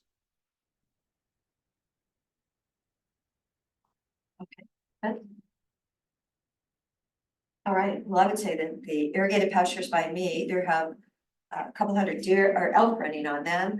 And or a lot of people run their cattle on their irrigated pastures off season in order to, so they don't have to feed them hay that part of the year, saves on that. So that's what I drive by every day. On Friday afternoon, I did go to the Vietnam Veterans rededication of their facility at the cemetery. Yeah, it was, I think they said they had like 17 contractors that helped pay for a lot of the costs, and they only had to cover like 17,000. It was really quite takes your breath away because we had 58,000 Americans that died in Vietnam. And to have them remembered, I think it's incredibly important. So it was wonderful that the project got done on a timely basis on the day we were remembering the Vietnam veterans. And it was a lot nicer than Thursday's ceremony that I didn't go to, that wind was blowing like 80 miles an hour there. So, yeah, Dick Higgins, they said it was really blowing. I think there was gonna be a flyover too. I wonder if it even happened. No, I think they had the flyover, but it was, the weather was, it was, yeah, all the dirt came from the Cooley project. Yes. So it was all blowing out that way. Okay, do we, may we now have a statement read from Kim Riley, our legal? The Deschutes County Board of Commissioners will now convene in an executive session pursuant to ORS 192.660. The specific authorization for this executive session is ORS 192.660 2I, which allows the board to meet in executive session in order to review and evaluate employee performance. Designated staff and the media are allowed to remain during the executive session. However, the media may only report to that the board met in executive session and the identified basis for meeting in executive session. Recording devices are not permitted. No final decisions will be made in executive session. And at the conclusion of the executive session, we will open the doors and invite the audience back to the meeting. Thank you. There might be some tweak to that. Are we live stream or Zoom? Because we'll need to reactivate that. Sure.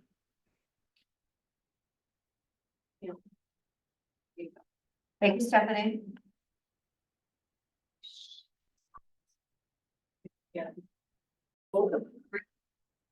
No audience. Okay.